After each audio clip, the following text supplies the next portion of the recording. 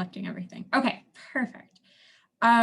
So welcome to our workshop tonight. We're going to be talking about some scholarships, and we have 3 excellent panelists for everybody. This meeting will be recorded and it will be posted on our YouTube channel. So if you miss anything or have to hop off early or come on late, that will be there for you in about a day or so. So feel free to reference that. You don't need to take notes if you don't want to, because everything will be there after this. If you would be able to mute yourself unless you're talking, that would be awesome, just to avoid any background distractions. And then I will kind of let the 3 presenters introduce themselves as they go, but Abby, whenever you're ready to go ahead and get started, please do so. Awesome. Thanks, Bridget. So my name's Abby. I work for FRC headquarters. I've been on the team for about 3 years. I started as an intern and then luckily was offered a job when I graduated college. So that's really awesome. I've been with them since September of 2019 in a full-time capacity. So I work in alumni relations with Michelle Long on our stewardship team. And so my job day in and day out is managing the scholarship provider program. So I'm here to talk to you guys a little bit about just navigating the website page and how the program works in general. Do you want me to just jump right in, Bridget? Actually, I forgot one thing. So okay. While they're presenting, feel free to throw any questions you have in the chat.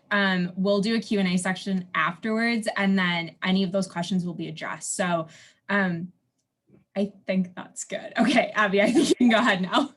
Okay, awesome. So you guys should all be able to see my screen. I just have our scholarship provider webpage pulled up. So the way you get to this page is just firstinspires.org/scholarships. It's super user-friendly and pretty easy to navigate. So here are a bunch of different alumni resources where you can see my cursor. On the right-hand side are our blogs. So our scholarship providers are able to post blogs about their school, about their scholarship offerings. So if you ever want to check those out, they're right there. Otherwise, if you scroll down a little bit, this is where our portal actually lives. So each of the scholarships are individually administered and managed by the scholarship providing organization, which you can see under the provider tab. This is hyperlinked directly to the scholarship provider's website. So if you click on it, you can learn a little bit more about their college, university, or organization, because there are companies that host scholarships as well, like Cervo City. Under details and applications is where all of the actual details and application of the scholarship live. And then you can filter this however you need. So if you're looking for specific words related to a major or a location or anything, or an institution, you can enter it in this keyword search box here. Otherwise, you're able to sort and filter using all of these different drop downs under here. All of the scholarships are available for both FRC Robotics Competition and for FRC Tech Challenge students. And like I mentioned earlier, the providers set all of their criteria. So depending on what that provider is looking for, the criteria will be a little bit different. So if it's specific to STEM, the provider will list that. Or we do have a good amount of scholarships too that are open to any major, which is pretty awesome. But the providers are really good about listing that. But that's pretty much it. Right now, being in March, we do have a couple where the deadline has already passed, but the program typically renews every year. It launches September 1st, and we don't take down the postings until August 31st of the next year. So you can see the plethora of offerings that we typically have. We usually have about 200 different scholarship providing organizations. So there's definitely a lot of different opportunities out there for you guys to take advantage of. And that's my spiel about the page.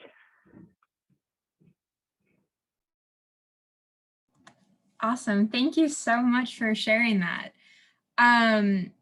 Kate and Cam, would you be willing to share a little bit about any tips or tricks that you have in terms of scholarships? Sure. Let me just, Cam and I have a little PowerPoint. I just have to navigate. Can you guys see my screen? Okay. Yep, we can see it. Cool. Click on present and then thinking about it. There we go. Does it look correct, Cam? It looks great. All right. So I just want to thank everybody from First in Wisconsin, not only for having Cam and I, but also for being excited to be here and learn about planning for your future. So Cam and I are going to talk a little bit about scholarships and also a little bit about the importance of resumes. So just a little bit about me. My name is Kate. I am a proud First alum. I've been in First now. I'm 23 and I started when I was 5. So this is, I just turned 24. So this is year 19, 18. I'm up there. I've been in First quite a while, and I was fortunate enough to be a 2014 Dean's List finalist. I currently coach FRC 3653, the Bobcats, in Pembroke Pines, Florida, so just a little bit far away from Wisconsin. I am currently employed by First, which is the best job on the planet, as a Vista leader. And while I work for First, I'm pursuing a master's degree as a STEM instruction specialist. So no, I'm not an engineer, I'm a teacher. And other notable things, I have had millions of experiences coordinating robotics events and making them happen. One of my favorites is an all-girls event in Michigan that I help to facilitate each year. I'm also a selected presenter at the SWE National Conference. I've done that twice now. And then I've also volunteered at all levels of First in almost every single role that they offer. And a fun fact, I've received over $7,000 in scholarships from various resources, so it is possible. And now I'll let Cam introduce himself. All right. Hi, everyone. I am Cam Hallett. I am also a proud First alum of Team 1073 in New Hampshire, so also a little ways away. And I was lucky enough to be a 2019 Dean's List Award winner in Detroit. I am also currently a coach for FRC 3653, the Bobcats, with Kate down in Florida. And I'm currently a full-time student at the University of Miami pursuing a degree in marine science and computer science with additional specialization in mathematics and teaching. Some other things that I love to do. I've coached FLL, FTC, now FRC. I've judged, I've refed, I've done a lot, not half as much as Kate because she's been in the program about twice as long as I have, but we'll work on that. And I'm also on the 24 Hours of STEM.org organization committee, which is an awesome thing if you haven't heard of it, where we run events for 24 hours talking about STEM and First worldwide, and it's a lot of fun. Fun fact about me, at age 18, I got my first job with the Department of Defense contractor, in part because of my First experience and my resume. And I just have to say I love Cam's photo. So. Yes, that was a fun photo, yes. So one of the first things we want to talk about is just searching for scholarships. So as Abby showed you guys, the First website does publish so many incredible opportunities for scholarships. And we encourage you to always start looking there because those scholarships are designed for students just like you. You have the First experience, you're looking to pursue things that First is also passionate about, and so are their providers. So that's a great place. But other places to look, because there's always money out there. We recommend looking at your local university or higher education provider. So if you're gonna go to a local university, look on their website and see what kind of scholarships they already provide. And you can also look at local organizations that might be able to support certain things within your major. So SWE, the Society of Women Engineers, if you're a woman going into engineering, there are scholarships like you wouldn't believe out there for that. Same thing for ASME or FEA. So FEA is Future Educators of America. That's one I was received a scholarship from because I went into education. And there's many, many other organizations out there. So if you're, going into a particular field, just Google, organizations that support whatever your major is. And I'm sure there will be something out there for you. And then also think about who can support you locally. So there's a lot of booster clubs that provide scholarships. There's a lot of organizations such as Rotary clubs or even local businesses that just like to give back to the youth in their community. And some of them might even be people who already sponsor your robotics team. Absolutely. And one of the other things that's super important to keep in mind when you're looking at all of these scholarships is you might hear about or see some of these huge dollar scholarships, $100,000, $50,000, these enormous sums of money. But it's also really important to be looking at the $100 scholarship, because if you apply for 10 of those, that's still $1,000 that you can put towards your college education. And honestly, believe me, every little bit helps. So even if it's sitting down and writing an essay, I know in addition to your high school workload, you're sitting down to write one scholarship essay that you can then adapt to a bunch of different applications, and all of a sudden you have your hat in a million different rings, and you are potentially winning 5, 6 scholarships or more, and that ends up being enough money to really kind of put a dent in the ultimate cost of college. Absolutely.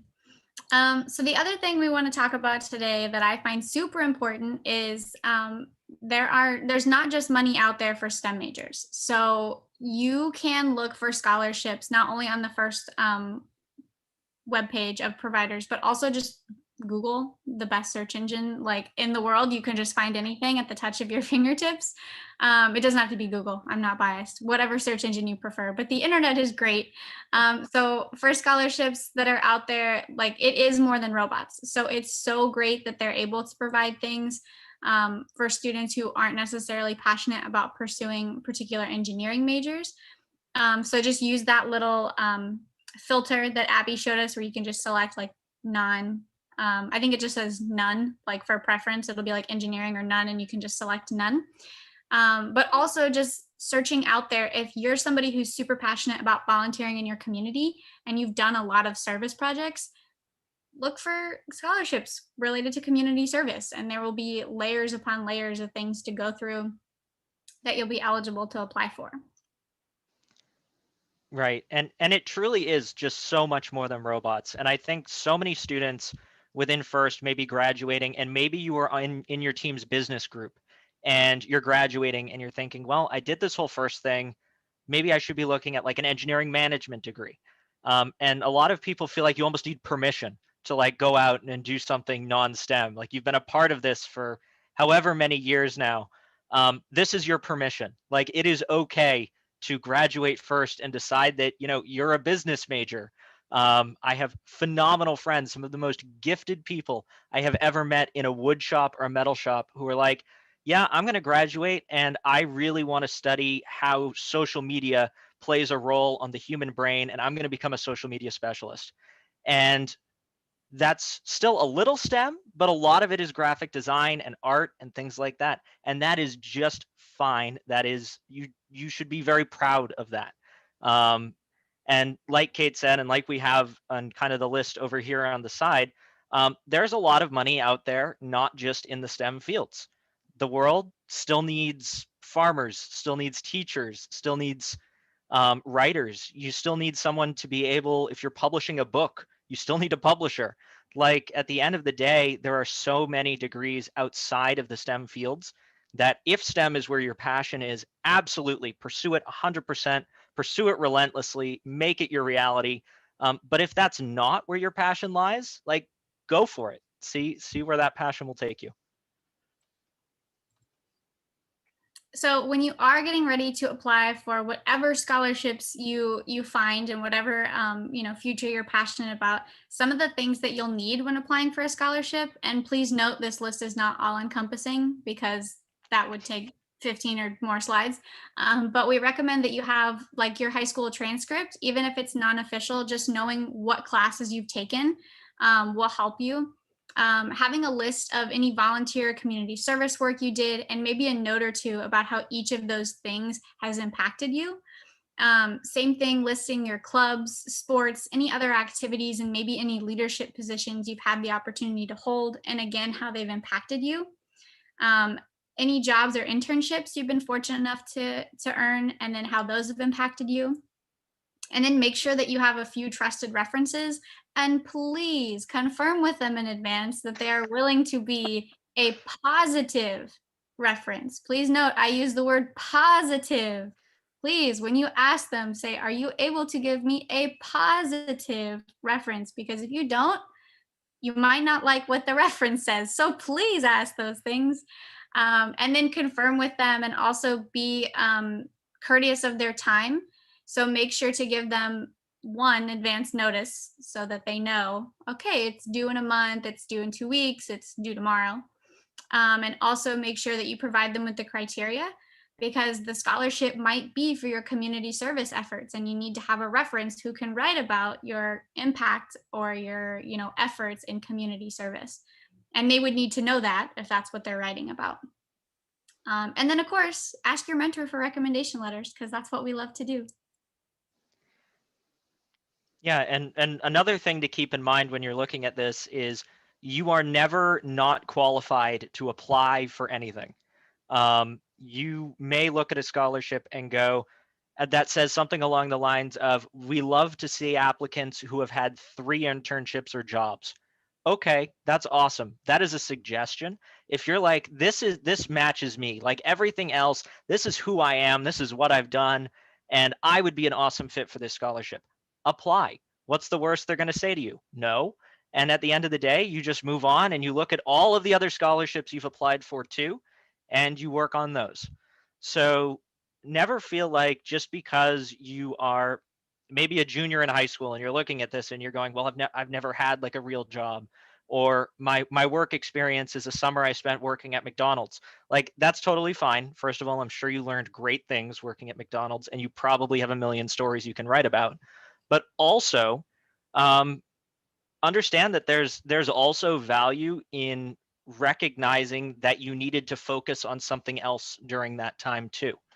So if you can write about it and you can talk about either those things, the lack thereof, or something else you're passionate about, like, don't hold back from writing an essay or applying for a scholarship simply because you go, well, I don't meet all of their preferable criteria. Obviously, if it's for seniors only and you're a freshman, don't go applying to that seniors only scholarship, because it does not apply to you at all. But you don't be afraid of scholarships because of things that they might say in their preferred sections. Absolutely. So one of the things we also wanted to remind everybody about is that funding opportunities continue throughout your college. So I know that everybody's pressuring you in your junior and senior year. You have to find a college, you have to make a choice, you have to apply for scholarships. Well, it doesn't get any cheaper as you continue. I hate to break it to you. As someone who's getting her master's degree, there are still bills to pay. There are still books to purchase. There are still things that cost money. So it's always important to keep looking for scholarships. And there's never a wrong way to go about it. You can go back to that same scholarship provider, and I'm sure they have a scholarship for undergraduate degrees and sometimes even graduate degrees. I know I have still looked for FIRST scholarships on the FIRST website because they still have scholarships for undergraduate and graduate majors. And I will still apply to those until I am no longer enrolled in college, because there's free money and you may as well ask for it. So definitely something to keep an eye out. And then more importantly, keep looking for internships and shadowing programs while you're, going to school. And that can help you build up your resume and also provide you with great connections that might land you a permanent job in the future. Right. I obviously, I don't honestly have much to add to that. I think Kate really hit on all the points there. But there really is no downside to a handshake well, there is right now. We're in a pandemic. Don't go shaking people's hands. But when you can make connections and you can work with people or talk to people, those internships and those shadowing programs tend to pop up a lot. So sometimes it's not what you're expecting it. Your team may have sponsors that you just so happen to be on an email one day and it comes up that maybe they're looking for an intern.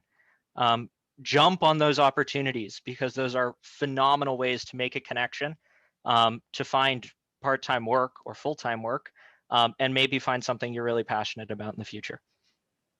And help you pay for college, because that is also extraordinarily important. Absolutely. And another great place to look is those same providers that are providing scholarship opportunities also look for a lot of interns and offer shadowing programs. So if you're not sure, pull up the list of FIRST providers and say, hey, I wonder if Motorola has anything, or hey, I wonder if BAE Systems has some stuff. And that's a good place to start. So one of the things that's very near and dear to my heart is letting people know that there are other options besides a 4-year degree. So on the right, you'll see a student. His name is Alexander Seigan. I have known Alex since he was 9 years old. I started a FIRST LEGO League team, so he and his friends could have something to do that was not athletic, because I grew up in a small town in Kansas and athletics were the way to go, but not for some of us.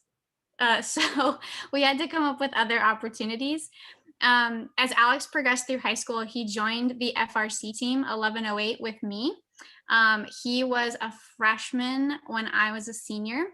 So bless his heart, I only got to work with him for 1 year, but I watched him grow from the time he was in FIRST LEGO League until the time he was president of the FRC team and he graduated. And the entire time, his parents told him he should be an engineer because he was into robotics and programming and technical things. But Alex didn't want to be an engineer. And so when he was a senior, we were looking at colleges, we were looking at scholarships, we were looking at trade schools, and he really decided that vocational school was the way for him. And eventually he wants to join the Air Force, and he wants to be a mechanic or work with some type of mechanical element, but not as an engineer with a 4-year degree. So Alex was lucky enough to apply and receive the Lockheed Martin Vocational Scholarship. If you don't know what it is, you should totally look into it. I give it so many high props because of the opportunities it gave him. And millions of other, FIRST and non-FIRST students alike. So please know that FIRST and its partners are okay if you don't want to get a 4-year degree. They offer opportunities and scholarships for all walks of life. So don't think you have to go to a 4-year degree. Do whatever, you're passionate about and what works for you. Right. And you can also see on this slide, we have the military obviously is something that is also a great opportunity for a lot of people. I had several very close friends who I was on FIRST teams with in middle and high school, who reached their senior year and said, I'm going to apply to West Point. And at the end of, I think it's 6 years, the US military will pay for them to go to college. And they are incredible people, phenomenal computer scientists, engineers, and we're very lucky to have them joining our military. And we'll be lucky when they return to the workforce in a few years because they'll do amazing things. So those are both totally valid ways to end your high school career and go into a vocational school or enlist in the military, or like I've said several times before, do what you're passionate about, do what makes sense for you. So another thing we really want to emphasize is it's not just about a scholarship, but it's about having a quality and a right resume for you. So some scholarships will ask to see a resume, just so that they can kind of get an idea of who you are and what experiences you've had.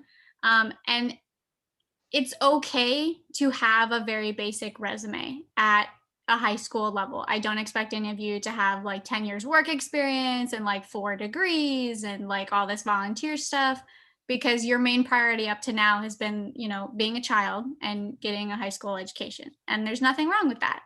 That's what I think your parents were hoping for. So congratulations, you've accomplished it. But kind of moving forward into your life, something that will take you so far is just having a quality resume. Being able to walk into any internship, shadowing, scholarship, or just a networking event and being able to say like, yes, I do have a resume. Would you like to see it? Would you be interested in knowing more about me and how amazing I am? So there is no real right way to do a resume because it's all what fits for you. So my resume is pictured here on the right. And if you'll notice, it's very heavily STEM focused. This is the resume that I used when I was applying to be a FIRST Vista, because some of the recommendations for becoming a FIRST Vista is to have a passion for furthering STEM. to have a background knowledge of FIRST so that you're able to help progress the program. Like I said, suggestion, not requirement. And so I wanted to kind of emphasize the skills and the experiences that I had had that made me right for that job. Now, if I was going to go apply for an engineering job, this might also kind of be helpful. If I was going to go apply to be a lifeguard, this probably wouldn't get me very far just because it doesn't have the skill set that they would need for a lifeguard. So it's kind of important to have a basic resume, but then also think about like, all right, if I'm applying for something specifically for this, then maybe I should add some more information that's more detailed about that. So I'll let Cam talk a little bit more. He has the best resume ever. So. Well, thank you, Kate. Yeah, and I guess one of the things I would add to this is, as much as we all love the digital world, especially being in FIRST and looking at technology, there is nothing better than a printed out paper resume. You should always have several copies. I can literally grab 5 copies of my resume from where I'm sitting right now. And that's pretty much my general rule of thumb, is that you should always have a resume on hand, in case, you bump into a really cool person and want to be like, hey, I need a job. Because, it does happen. Maybe it hasn't happened to me yet, but it does happen, I hear. But as Kate said, having a specialized resume. So I actually have 2 resumes. I have the one I provide to employers, and I have the one I hand to FIRST teams when I say, hey, I'd like to help you guys out. This is my first experience, which we'll talk about that a little bit more on a later slide, kind of further involvement in FIRST a little bit later. But having the right resume really and truly is make or break for a lot of employers. You'll see online templates that have all sorts of graphics all over them, and they're in 15 different colors. And so often, recruiters look at those resumes and are immediately have an opinion of you based on the graphics or based on how professional your resume looks. And so as tempting as it is to have something that's like 8 different colors with clip art and, it just looks beautiful. When you're actually trying to sit down and read that resume, it becomes very cluttered and very difficult to read very quickly. So like you can see with Kate's resume here, you have very clear sections, you have some very clean lines, you have columns, things are in bold to emphasize them. They're not a different color. And that is so important, because that can only help you in the long run. I promise you, it is not worth putting the images, putting the colors, over having just a clean resume that while you're sitting there in an interview, your interviewer can look at and circle something and like make a note, and that will help you out. Also, try for 1 page. As a high school student, you should have a no more than 1 page resume realistically. Maybe 2 once you get older, but really like having a 1 page resume is helpful, even if that's 2 different versions. Absolutely. So some of the stuff that as a FIRST student you're going to be able to put on your resume are if you've had experiences coordinating events, if you've had experiences keeping to a timeline so that your submissions were finished, your robot was completed, your code was ready in the timeline you said it would be, whatever element of the team you're responsible for, you can craft that into an action statement of this is what I was responsible for and how I achieved that. You have gained skills in teamwork and communication. I'm not asking, I'm telling, trust me, you have learned them whether you realize it or not. And also you probably have experiences leading others. So even if you didn't hold a specific leadership position, I guarantee you at some point, someone has pointed to you and say, hey, will you show them how to do this? Or will you show them where this is? Or will you explain this to somebody? And you were like, yes, I know how to do that. I can explain that to somebody. Like, yes, I know what the wrenches are and where we find them. Like, let's go. So just keep in mind, and that's why we said kind of make a list of all the things you've had experience doing, and that'll kind of help you get a good start on your resume. So LinkedIn is the best thing ever. And if you're not using it, Cam's going to convince you to use it right now. Yeah, the best thing on the planet. I cannot speak highly enough to LinkedIn. If you are a first student, or you know a high school student, or you are a high school student, you should have a LinkedIn page, because this will open so many doors for you. You have the first alumni networking group, which all of you can join once, obviously, you're alumni. There's like 5,000 people in that group who are all first alumni, who post, hey, my company's hiring. We love first students. Please come work for me. You have, and also once you start connecting with people, and you just start, hey, I met you at this convention. Let me send you a LinkedIn request because we had a great conversation and I'd like to see what you're posting about in the future. And this is very separate for all of you, from your Instagram, from any of your other social media. Like, LinkedIn is not social media. It is a networking platform, a networking tool. And as you build out your network and start to make more and more connections, what you'll find is you start getting recommendations for other people, and you start seeing messages from other people talking about what they do during their day, and what they have learned from their journey.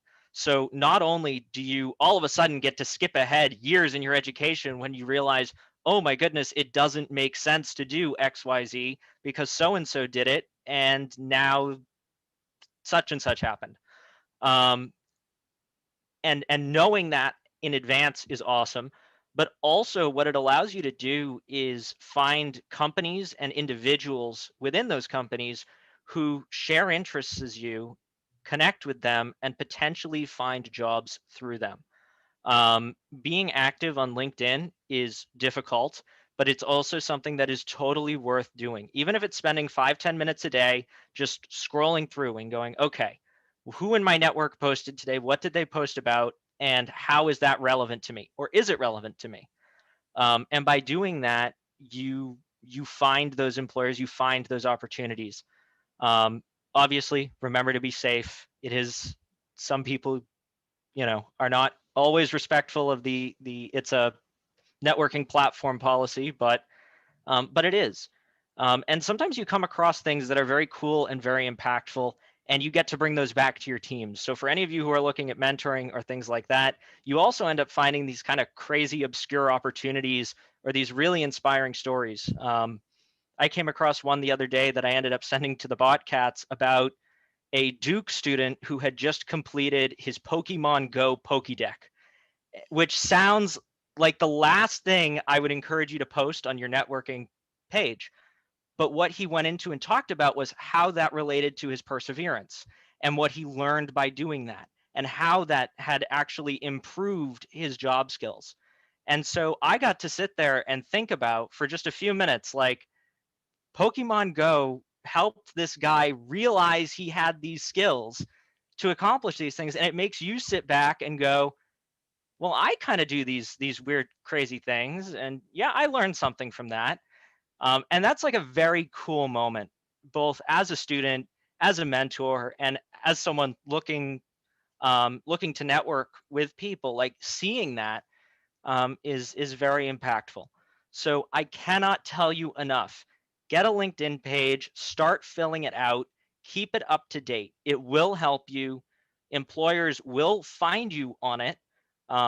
Even if you're just applying for a job, you'll all of a sudden get this notification that John Smith from Botcats Incorporated has looked at your profile picture today, or looked at your profile today. And you'll know that not only have they received your resume, but they're now looking to find you on LinkedIn and make sure that you're telling the truth and that your resume matches up. And what else are you doing? And what are you talking about? So networking is never a bad thing. Talk to people, shake hands once the pandemic is over, do it virtually on LinkedIn for now. And yeah, LinkedIn's incredible. I have a great story. So actually 2 days ago, while Cam and I were like putting our PowerPoint together, yes, we planned that much in advance. 2 days ago, I was emailed by a good robotics coach friend of mine who lives in the South Florida area. And he said, hey, I'm looking for a new accountant. Somebody applied. I looked them up on LinkedIn and they're a connection of yours. Can you tell me about them? And I said, sure, do you have the name? And they gave me the name. And I said, I have known her since we were 4 years old. This girl and I grew up together. We went to elementary school together. We were on a first team together. She graduated, went off, became an accountant. I went off doing my teachery first things, and we're connected on LinkedIn. And he said, I wasn't really, torn one way or the other, great applicant, but I also had 4 others. But with your, seal of approval, like, yes, you know this person. Yes, you can vouch for their work ethic. Yes, you can vouch for, who they are. That makes the difference. And so even if you're not helping yourself on LinkedIn, you can help others that you know and have connections with. But it's crazy because, like I said, I grew up in a small town in Kansas, and this girl now lives in California. So to think that, like, by some weird roundabout way, they found us all on LinkedIn and they were like, hey, you know this person. Do you know this person well? Do you know if they'd make a good accountant for my company? And then I ended up texting my friend. I'm like, hey, remember me? Yeah, I just gave you the reference on LinkedIn. Like, what's up? So LinkedIn is good. It has magical powers. So with that, Cam and I, we're almost done, but we just really want to encourage everybody who's on the call and those who watch later on YouTube to stay involved. Giving back to this program can be absolutely amazing and more gratifying than anything you might do, pending it's, something you're passionate about. Cam and I both have graduated from the program. We both have continued to volunteer countlessly. We coach, we participate in events. We stay involved with our alumni groups, with our old teams, and we just kind of encourage you guys to do the same if it's something you're passionate about. One of the best resources I think FIRST has finally published, because I've only been asking for it for like 15 years, is the FIRST Mentor Network. And so the FIRST Mentor Network is a great opportunity. If your team is not on the FIRST Mentor Network, you should hop on that, ask lead mentor 1 or 2. But once you guys graduate and you become FIRST alumni, you can actually sign up and join the FIRST Mentor Network. And then if you are interested in assisting teams, even if it's virtual, like Cam is mentoring all the way in South Florida virtually, and we love him for it. Or if, you can only do 1 day a week, or maybe you're just like, hey, I can read chairman's essays and give feedback. Like, that's something I was good at. I'm happy to help. Or like, yeah, I can explain programming concepts, every now and again. But just putting your information out there is another great way to stay involved and help FIRST. I encourage you guys all to find your alumni group when you graduate, whether you go to university or you're just like living somewhere. There's a FIRST alumni group for you. You don't have to be enrolled at a university to join an alumni group, fun fact. So wherever you end up, there is one for you. You can support FIRST financially if that's something you're interested in, or even just help make it loud. Post about us on LinkedIn, share the blog post when it comes out, or just, post on social media, flashback, be like, man, 9 years ago, won a Dean's List award, where'd time go? So just things like that are always good to help FIRST. Yeah, absolutely. And I having found the bot cats through the mentor network, cannot tell you enough that this is something every team, every potential mentor, and every student should be involved and should be looking at.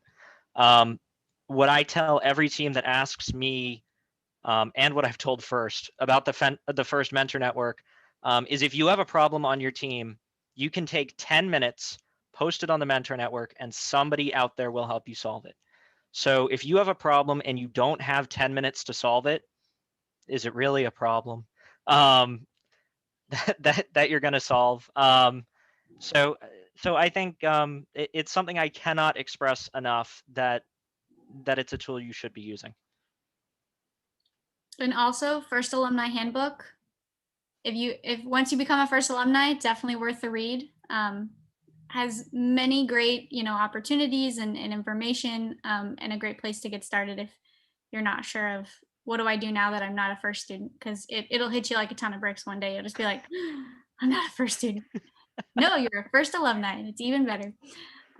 All the fun and less stress. But with that, I think that's all that we have. Awesome. Thank you so much for that presentation, Abby. Thank you so much for walking us through how to find FIRST scholarships on the FIRST scholarship page. So with that, we are going to kind of open it up for some questions. We had a few questions beforehand, so we'll start with those. And then while Emma is kind of presenting those questions, please feel free to add any additional questions you may have in the chat.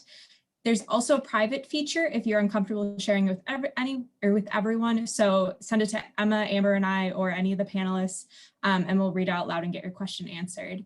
And then two more things. If you hopped on late and missed anything, this will be posted. The session is being recorded, so we'll post it on the YouTube channel. So don't worry about missing anything on that. And then there's also going to be a link to a document posted. We threw together a couple of scholarships just with some brief overviews and deadlines. So that will also be posted on the YouTube channel. And those deadlines are still yet to come, so they are all open to apply to. So with that, Emma, if you would go ahead and ask some of the questions we got beforehand. Yeah, so I'll start pretty basic with this first question is just how do you apply for scholarships? So for someone that hasn't ever done that before, what is that process? And that's for any of you that feel that you can answer. I'll take this one. So I would say the first step is just doing your research and making sure, I can't remember if it was Kate or Cam who mentioned it. Like, even if you think you're mostly qualified for the scholarship, it's worth applying for. You don't need to be 100% the perfect fit for every single one, as long as you can make a case for why you're the right fit. And Kate mentioned pretty eloquently, like, there are a lot of requirements that go into some scholarships. So just being aware of what those are and doing your research beforehand. But like, Google is seriously the best tool ever. So I'm biased. I always recommend starting at the first Inspires page with the scholarships page, just because those are scholarships exclusively available for students like you. But Google is magical and can find you any scholarship for literally anything ever. So just putting it out there and doing a quick search is good. Awesome. And I will echo that. I think that looking locally, I know that Kate and Cam mentioned this, there are lots of local opportunities as well. So don't forget to look into those. In terms of when you're applying for scholarships, can they go towards any college? So each scholarship is different. So on the FRC Scholarship website, Abby might be able to give more details on this, but I just know from my own utilization is it will tell you if it can go to any university or if it's to a specific university. So you can kind of filter. Can you filter by that, Abby, or? You can't filter, no. That functionality is not in there to filter by company or university. That's good though. I'll take a note of that. That's a good idea to add. So maybe that will become a filter. So right now it is not, but it does say once you open up the criteria, it'll say like, used anywhere. It might say used specifically at Arizona State University. I mean, it'll specify. When you're just on the magical internet, things get almost harder to find out because sometimes it'll just, they'll just be like scholarships and it won't necessarily be for a university, but rather just like the person or the individual, who's applying that meets the criteria. So that goes a lot into just doing your research. So, you can always make 2 columns, has to go directly to, where I'm pursuing, or free money that I can use for anything, anywhere.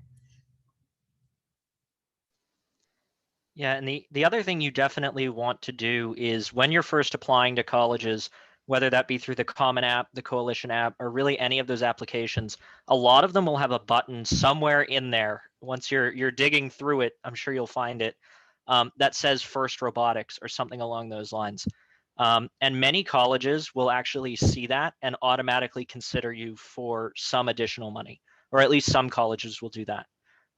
Especially those that are more involved in FIRST.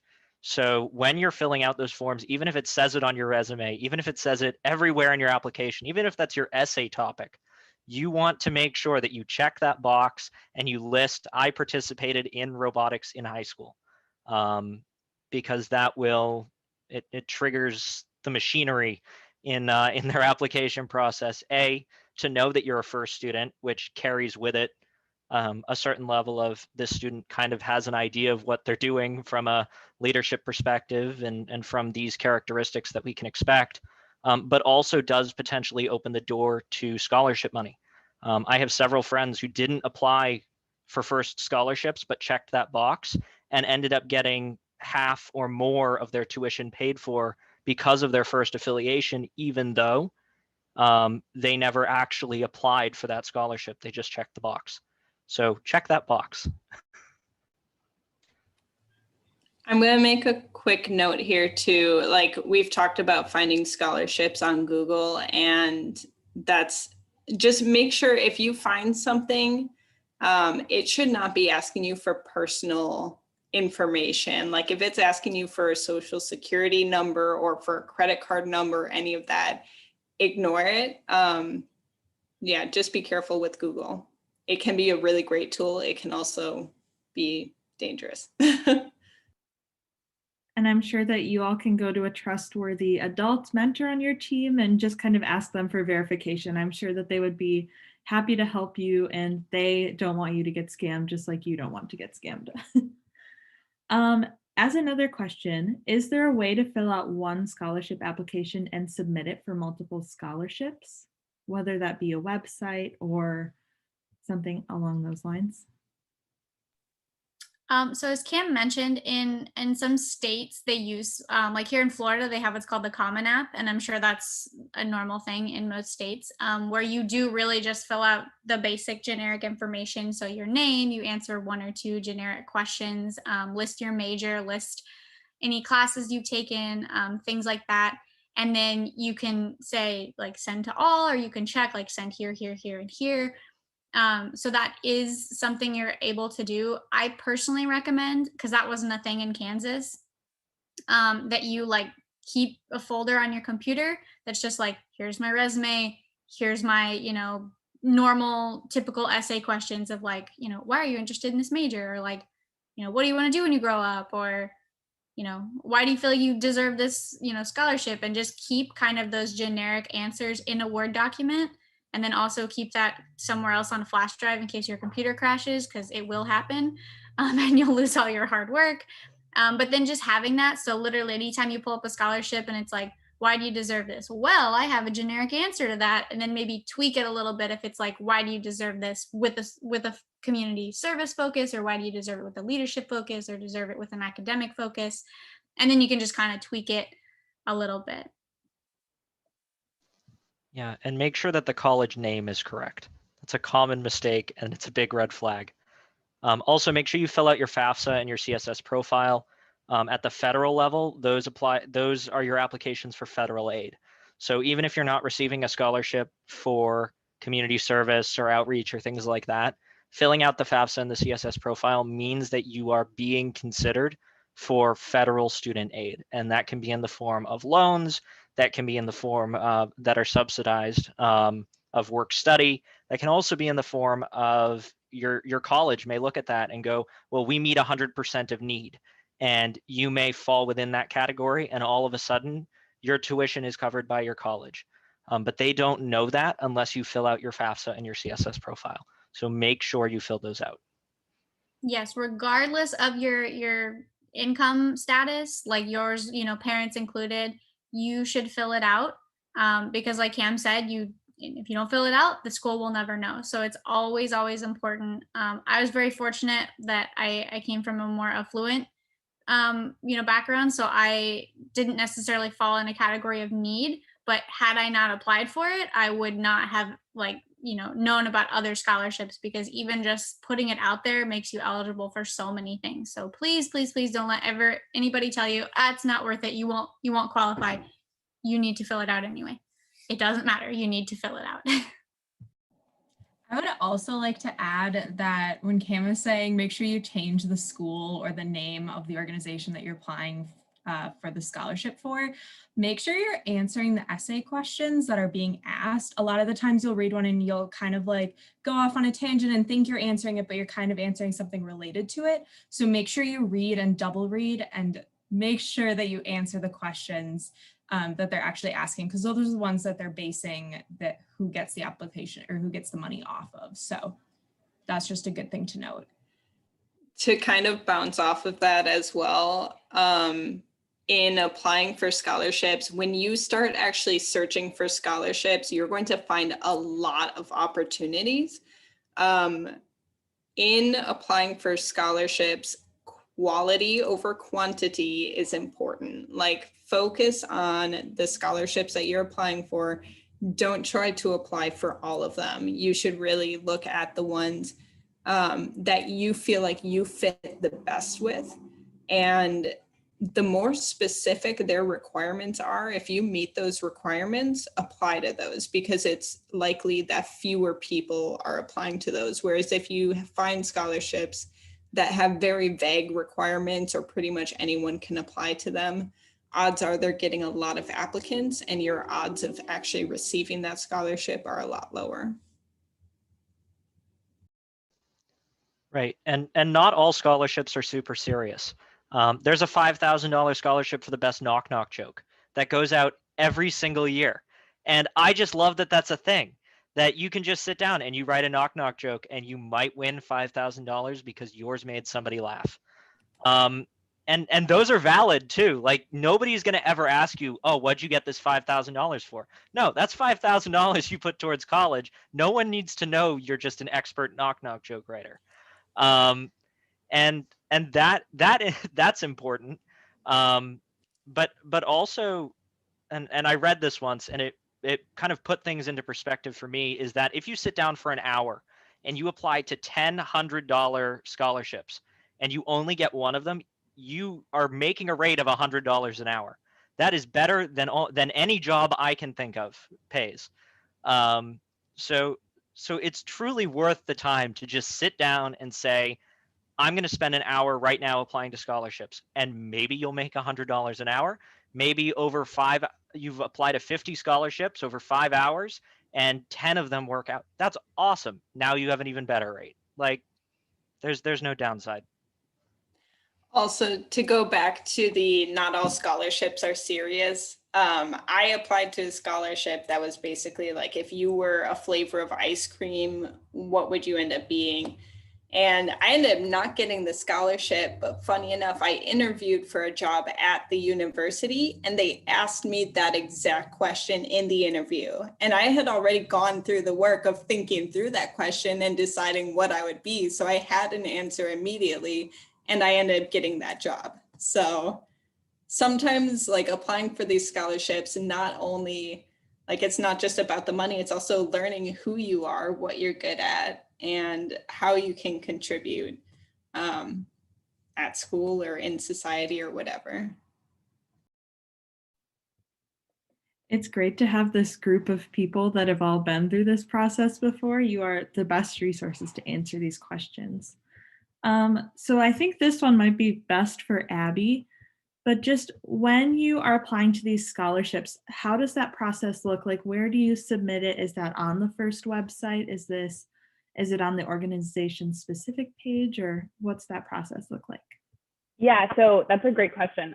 It's different for every single organization. So I will say that FIRST doesn't collect any applications aside from the 2 scholarships that we actually administer directly from headquarters. So that's the Woody Flowers Scholarship and the Dr. Bart Kamen Memorial FIRST Scholarship. Those are the only 2 that we collect applications for. Every other one, when you're on that firstinspires.org/scholarships page, it's under details and applications. So when you click that link, it brings you directly to how that university or company wants you to submit those, submit your application for it.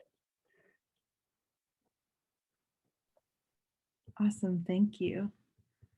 And here's just a more, not exactly scholarship side, but it's kind of in choosing college. Is it better to do a specific major like aerospace engineering, or is it better to get a broad degree like mechanical engineering and then get a master's in a more specific field? They said that it seems like not all colleges do specialized engineering in the same way. It's a really good question. As someone who's not an engineer, I'll take a stab at this question. So for me, I would say it depends on your patience level. And I say that in a loving way. So school is not for everybody, and endless school is not for everybody. So there are many, many, many people in the world who have an associate's degree and make a ridiculous amount of money because they're good at what they do and people trust in what they're able to accomplish. I know people with a GED who make significant amounts of money because people trust in what they do and they're good at what they do. With that being said, if you love education, I am one of those people. I could go to school for the rest of my life and never be bored. I could just get paid to go to college every year until the day I die because I love education and I love learning. Then I would say if you're interested in, going general and then specializing and specializing and specializing, then I would encourage it, but it really is an individual preference. I don't know that it gains you an extreme advantage, at least in a general sense. Now, if you are going to, you want to be the astronaut on the, Artemis missions. All right, well, you should probably target and specialize in a certain area that would make you the most beneficial to that mission. But I don't know what your life dreams are, so I can't give too much more, at least personally. I don't know about anyone else. The best piece of advice I was ever given when I was a college student was to pick a major where I was excited to do my homework. And that really stuck out to me because you spend so much time in college doing homework. It is unbelievable. I also love education, but I'm still recovering from when I graduated in 2019. But that's the thing though, is that I had 2 majors and with a minor with a concentration because I couldn't pick what exactly I wanted to do. But I was always excited to go back to my dorm room and I was always excited to do my homework, which meant that I was actually taking into account like what I was learning, taking in the information, and I'm able to apply it. So I don't, again, like Kate said, unless you want to be something super duper specific, I almost think general is the way to go because then you learn more and you can expand from there. Yeah, there is never a downside to going in undecided. Like that is perfectly fine. If you go in and you're like, I have no idea what I want to do, even if you're like, I know I want to do engineering, but I have no idea what type, go in, spend your first 2 years, take your calculus classes, take a chemical engineering class, take a mechanical engineering class, take a software engineering class, like learn what it is you want to do. Like no one expects you, even if they tell you they do, no one expects you to go into college like knowing exactly what you want to do. And you may change that. Like when I applied to college, I applied to a very specific program, marine science and computer science double major at the University of Miami. They're the only school in the country that has that program. They were my one and only choice for that program. And so for me, that specialization was awesome. But as I've been there and as I've spent more time learning, I found I really enjoy teaching. And so I've added that on as a minor, and potentially down the road that may become more than a minor. You never know. So it's really important when you're looking at these things that even if you go in super specialized, you're like, I want to be an astrophysicist, and that's great. But I guarantee your college has more than astrophysics class, and if they're doing their job right, they have you taking classes in things other than astrophysics, so that when you graduate, you're not going to go work for NASA and be totally miserable with a degree that you just spent $250,000 earning. Like, which hopefully you're not spending that because you attended this workshop and learned how not to. But yeah, like Abby, I loved what you just said about like you should be excited to go home and do your homework. And you should take hard classes that are difficult, but you should love your homework. I love that. Like I'm gonna take that back, and that's fantastic. Like I learned something today. That's great. So yeah, that's my piece on this. As somebody who I started out in college as a music ed major and switched to biology. Then I made it to business administration, and now I'm a psychology major, pursuing a career that I'm actually looking forward to. It is totally okay to not know right away. And I think that we are all great examples of that. It takes time. And I also really love what Abby said. I mean, some days I come home and I do not want to do homework, but it is fascinating every day. It is a new experience, and it is exciting that this is all going to be your next steps, whether you choose a 4-year degree, 2-year degree, whether you choose to go into the trades or military, any way is a good way. And Although you are all first participants, you do not have to be an engineer. I think a lot of people assume that, but you do not. And I think the majority of us on this call are not currently engineers. So it's just showcasing that first alum can go absolutely anywhere. I would like to say that we do recognize it is a little bit over our time frame. So for any panelists or participants that are willing to stay and still want to have some questions answered, please feel free to do so. But if you have to hop up, we totally understand that. And thank you so much for joining. Okay, awesome. Emma, I don't know if there's any additional questions that you have on your end or if we got any questions in the chat. I don't have any chat questions. I don't know if you do.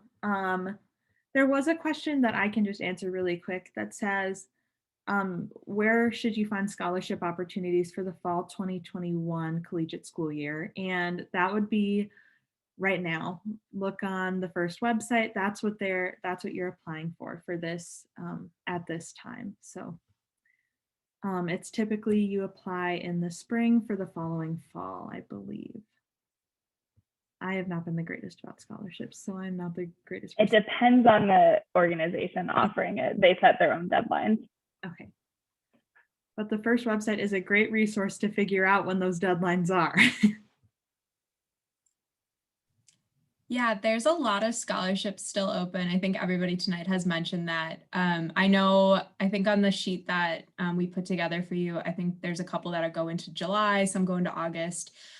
So really keep looking, especially as you're making those decisions, whether you go to college, technical college, wherever you end up going, there are a lot of opportunities out there. And they also, if you're a junior and you're getting a head start on this, there are a lot of opportunities that you can start looking into now because some scholarships open in the fall and open in late summer. So you can get a head start on those because I know once school starts and once you start applying for all those colleges, your time fills up really fast, especially if you're doing first on top of all of that. So it might be a good idea to kind of get all of that planned ahead of time, get all your things that you need for it that Kate and Cam and Abby mentioned tonight. Those are great things to do ahead of time. So just always keep looking for them. They'll always pop up kind of in random spaces. And yeah, there's always a bunch out there. And I was just going to mention one of the things that the Bobcats does. So we have a huge school. There are over 4,000 students, 9 through 12 grades. So the counselors aren't able to give specialized attention to the students. So one of the things we try to do for the robotics kids, we'll sit down and do like a resume and a scholarship day or 2 or 3 or multiple, depending on what's needed. But we'll look at the Common App questions and say like, okay, how can you answer these questions using your robotics experience? And we'll kind of draft those resumes. We'll help them search for internships and shadowing opportunities with our sponsors. So if you're a coach watching this, or if you're a student, go to your coach and say, can we please do this as a team? Because things are so much more fun when you do them as a team or just even with a friend. So you're not like, oh, yay, another scholarship day. Like it'll be like, yes, let's get some like milkshakes and like we'll hang out and we'll just like brainstorm like, okay, I don't know, am I a good leader? Like you tell me, what do I do that makes me good? And I'll tell you what makes you a good leader. And then it's so much easier to write about those things. And it's just like when you're writing an award submission, when there's multiple heads brainstorming together, you're going to get better results. So saying, I don't know, what are all the community service things I've been able to do? Or, am I even good at this? I don't know. You tell me. And then someone might say, hey, I found a scholarship that like, I'm not good for, but I think you'd be awesome. And those can be things that are major specific, and they can be things that are just like, you're living and breathing and you have a GPA. So here you're eligible. And like, that's great. Everybody can apply together. And I will add that is also a section in the FIRST Mentor Network. If you are looking for somebody to help specifically with scholarships, scholarship applications, things along those lines, and you are a team looking for that, you can check that box and say, we are looking for somebody who knows how to do this. And there's a ton of mentors. There need to be more, but there's already a ton of mentors in the network who can see that and go to your team and say, I'm a college admissions officer for such and such a college. I know exactly what we look for in scholarship applicants. Let me sit down with your team for a day and run a workshop for you guys. And you never know, stuff like that. That is why these networks exist, is for those connections to be made, and for you guys to be able to reach out to mentors too and say, hey, like this would be a cool thing. Or even reach out to teams near you. You may know a team that does phenomenal workshops in resume writing and things like that, and you may just go, can we join you for a day to learn what you do, or things like that. And obviously all of this becomes so much easier once this pandemic has eased a little bit and we can all meet in person, and you can sit around a table and look at somebody's resume and it's not all through Zoom. But there's still ways. And as the FIRST community, you guys will figure it out. I do want to do a quick little plug for the FIRST Wisconsin website, which has some good resources, and it is brand new, updated. It's looking really great, and it is super user friendly. So this is our website. It's firstinspireswi.org. And what'll be especially of interest to all of you is if you go to team resources, grants, funding, and scholarships. So right now we have information about the DPI Robotics League Participation Grant, Donors Choose, which is a really great resource. And then you can visit the FIRST website under scholarships to find information there. That's also really great if this is where Bridget and Amber will be posting that list of upcoming scholarships. And I think there's a lot of new great resources in here that we're trying to show off. And if you have any questions for us and you don't have any of our emails, you can head to the Contact Us tab. I am in charge of monitoring that, so you will get an email from me if you have just any questions regarding what we went over. Oh yes, one more thing. Under Student Opportunities is where this workshop will be posted. So we did an FRC Awards workshop last month with Kate. She joined us again for another round. And then right below this is where we will post the YouTube link for this workshop. And you can also check out our social media down here if you want to see anything else we have going on. And Cam posted those in the chat for anybody who's still on that wants to have access to that really easily. So thank you for doing that, Cam. Yes. Awesome. So now's a perfect time for anybody to ask any last minute questions that haven't been answered. Any panelists, if you have any last minute tips that we haven't covered yet, now would be a perfect time to do that. So we'll sit on for another minute or so and feel free to ask anything at all.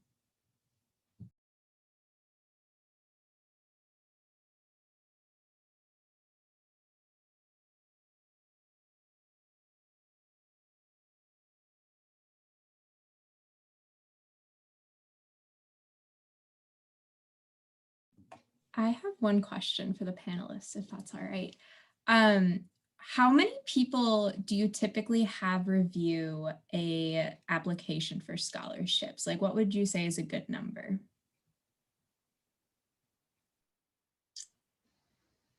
Ideally 2 at the minimum. I mean, like at the absolute minimum, you want to have one other person look it over.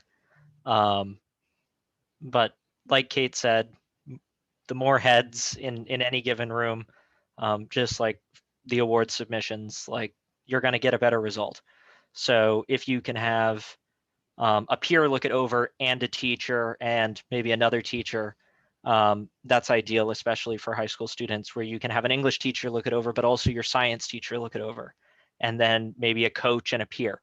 And right there, you have 4 people who have all read your submission and are potential references for you later on through the process. So I don't know if anyone else has any other opinions on that, but that would be my response, is that ideally at least 2. Yeah, I would say 2 people who aren't yourself, and then add a third for you being the last one to read it. And you're going to feel silly and ridiculous doing it, but that last read should be done out loud to yourself, like in front of a mirror or something. I'm not joking, because we see what we want to see when we're reading something because we're the ones who wrote it. But if we're reading it out loud, you're able to catch all of those errors that you may not have seen otherwise. And it's really helpful. And you can actually, I learn a lot more about my writing when I read it out loud and make a fool out of myself, but I do it in a safe space. And I've been graduated now for a long time, and I still, the first person when I write anything, I send it to my mentor, and I'm like, hey, how you doing? Would you read this? And he's always like, of course. He's still one of my solid references, and like it's been 6 years. Been a while, but I still like, you know, I mean, we still communicate. So it's not like I never talk to the guy unless I need a favor, but he's just one of those people that like, he knows me and he knows like the things I tend to struggle with. So I'm always like, will you read this, please? Help. So. Yep. And if spelling and grammar is ever a concern, throw that thing in and have Siri read it to you, or have a virtual assistant, because those things pick up every error known to humanity. You will hear it in their roboticized voice. Like all of a sudden they'll just stumble over a word and you'll be like, yep, I spelled that wrong.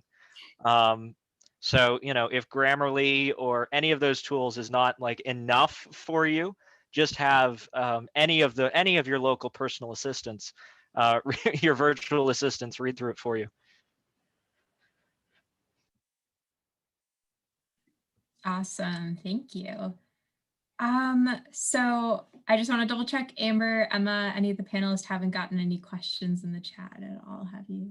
Okay, perfect. Well, with that, I would like to say thank you to everybody that came, and especially thank you to our panelists, Abby, Cam, and Kate. That was absolutely amazing, and you did such a great job. I feel like I learned so much, and it's going to be super useful. So thank you for everybody who came. Again, this will be on the website, on the YouTube channel, so feel free to check it out if you missed any part of this. And I hope that everybody has a great night. Thank you so much.